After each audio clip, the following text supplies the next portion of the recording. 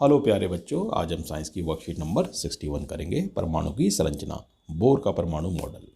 जिज्ञासा दीदी, रदरफोर्ड के परमाणु मॉडल के अनुसार परमाणु बहुत अधिक अस्थिर होना चाहिए। फिर परमाणु का स्थिर अस्तित्व किस प्रकार संभव है?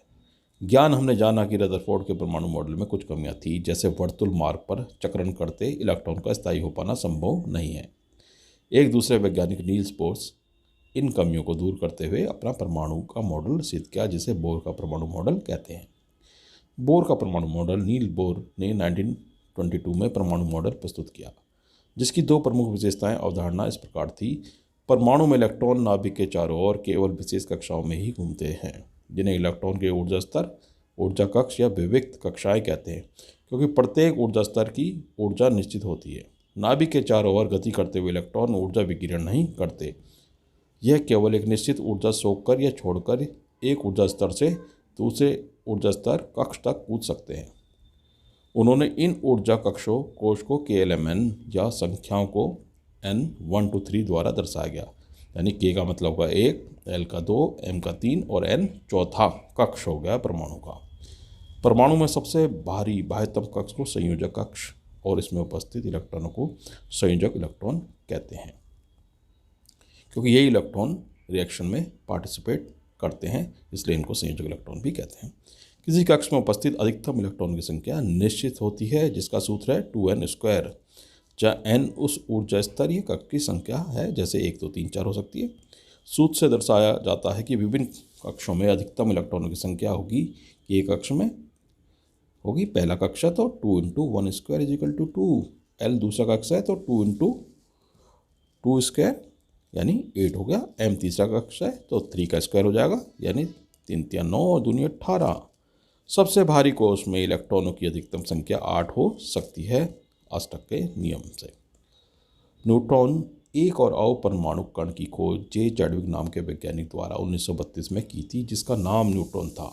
न्यूट्रॉन पर कोई आवेश नहीं था और इसका द्रव्यमान लगभग प्रोटॉन के बराबर था और इसका संकेत N है। उसने कहा कि न्यूट्रॉन प्रोटॉन के साथ नाभिक में स्थित होते हैं, अतः परमाणु का अधिकतर द्रव्यमान नाभिक में स्थित होता है, क्योंकि इलेक्ट्रॉन का द्रव्यमान नगण्य माना जाता है। अब हम प्रश्नों को कर लेते हैं। नील्स बोर के परमाणु मॉडल के दो प्रमुख अवधारणाएं लिखिए।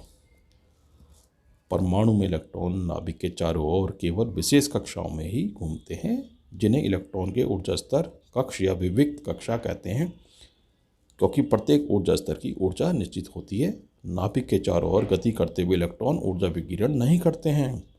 यह केवल एक निश्चित ऊर्जा सोखकर या छोड़कर एक ऊर्जा स्तर से दूसरे ऊर्जा स्तर कक्ष तक कूद सकते हैं, यानी ये बिना कोई ऊर्जा विकिरण किए अपना चक्कर लगाते रहते हैं नाभिक के चारों ओर, ठीक है।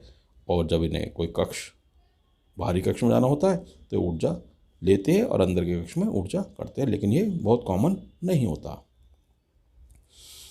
बोर के परमाणु मॉडल ने रदरफोर्ड के परमाणु मॉडल की कमियां कैसे दूर की? नील्स बोर ने स्पष्ट किया कि इलेक्ट्रॉन निश्चित कक्षा में ही परिक्रमा करते हैं तथा निश्चित कक्षा में ऊर्जा का विकिरण नहीं होता है। प्रश्न 3, बोर के परमाणु मॉडल के अनुसार 4 ऊर्जा कक्ष वाले परमाणु का चित्र बनाइए। तो ये आप देख सकते हैं चित्र, यानी इसमें पहला जो कक्ष है वो K है, दूसरा L, तीसरा M, चौथा N है। आप ये चित्र बना सकते हैं।